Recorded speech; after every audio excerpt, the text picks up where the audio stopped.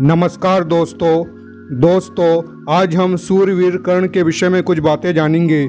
जैसे वो प्रतिदिन कितना सोना दान करते थे और वो सोना उनके पास कहाँ से आता था, और वर्तमान में कर्ण की नगरी कहाँ पर है ये भी हम जानेंगे, और उस स्थान के बारे में भी बताएंगे जहाँ पर कर्ण बैठकर सोना दान करते थे। महाभारत काल में सबसे बड़े दानवीर कर्ण ही थे।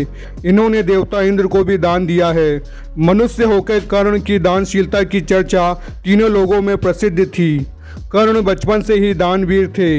एक बार पिता अधिरथ ने कर्ण को भंडार गृह से अनाज अधिक दान देते देखकर कहा कि ऐसे ही दान करते रहोगे तो घर में अनाज की कमी हो जाएगी, और तुम कोई राजा तो हो नहीं कि तुम्हारे बहुत से अनाज भंडार हो। तब कर्ण ने राजा बनने की ठानी और धनुधर कौशल्य सीखने का अभ्यास शुरू किया। कर्ण के प्रथम शिक्षक सूर्यदेव थे, जिन्होंने ब्राह्मण वेश में कर्ण को धनुष बाण की शिक्षा दी। दोस्तों, आइए अब जानते हैं कि दानवीर कर्ण प्रतिदिन कितना सोना दान करते थे और वो सोना उनके पास कहाँ से आता था। दोस्तों, ऐतिहासिक नगरी हस्तिनापुर में महाभारत के कई साक्ष्य आज भी विद्यमान हैं। इनमें कर्ण घाट मंदिर भी है। मान्यता है कि कर्ण घाट मंदिर में योद्धा कर्ण मां कामाख्या देवी की कठिन तपस्या करते थे। मंदिर से कुछ दूर गुप्त रूप से आहुति देते थे।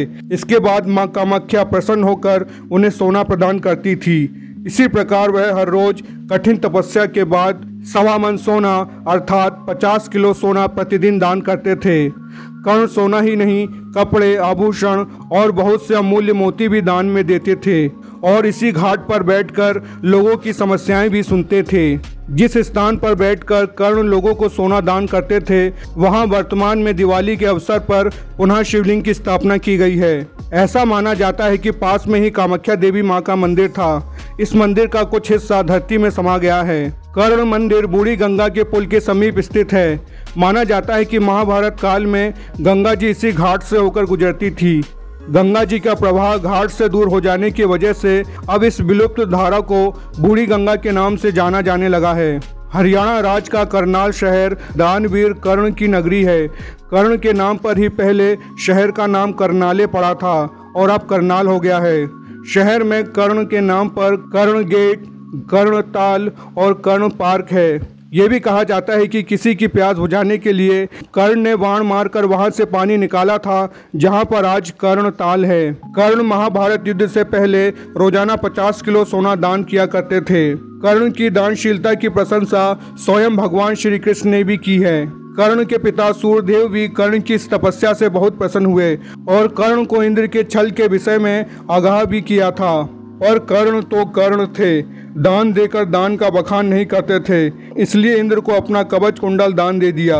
कर्ण में देव, असुर और ब्रह्मा जी का भी अंश था। कर्ण धनु विद्या में इंद्र और भगवान श्री विष्णु के बराबर थे।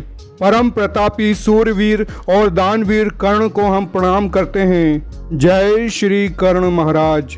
इसी तरह के और भी रोचक तथ्य जानने के लिए हमारे चैनल को सब्सक्राइब करें, वीडियो को लाइक करें, शेयर करें। फिर मिलते हैं अगले वीडियो में। जय श्री कृष्णा।